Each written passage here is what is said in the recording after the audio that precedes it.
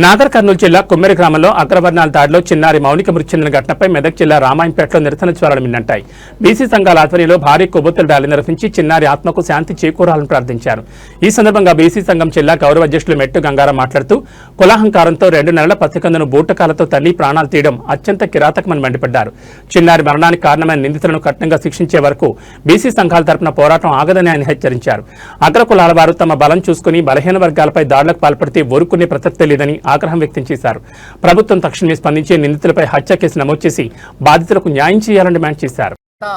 4-5 రోజుల క్రితం కిన్నెర గ్రామంలో ఒక జాతర విషయంలో మరి ఏ గ్రామంలో కానీ తెలంగాణలో కాదు దేశంలో ఎక్కడున్న జాతరలు అయిన సందర్భంలో మరి ఎస్సీ ఎస్టీ బీసీ మైనార్టీ బిడ్డలు లేని ఏ ఉత్సవాలు కాదు కాబట్టి మరి ఏ జాతర అయినా దట్టి కొట్టాలన్నా డప్పు కొట్టాలన్నా డోలు కొట్టాలన్నా బీసీలే కొడతారు ఎస్సీలే కొడతారు కాబట్టి మరి కొంతమంది అగ్రకుల గుండాలు ఏ కులమైనా సరే గుండాలు రౌడీజం చేసేవాళ్ళు ఒక చాకలి వాళ్ళను ఒక రిసిప్ట్ అడిగితే వాళ్ళను ఒక రూమ్లో బంధించి కొట్టి చంపి గంటలు కొట్టి నా భర్తను ఎందుకు కొడుతున్నావు అని ఒక మహిళ పోయి తన సంటి పిల్లను కూడా తీసుకపోతే ఆ పిల్లను ఒక బూటు కాలుతో తన్నుడంతే ఆ చిన్నారి చనిపోవడం జరిగింది.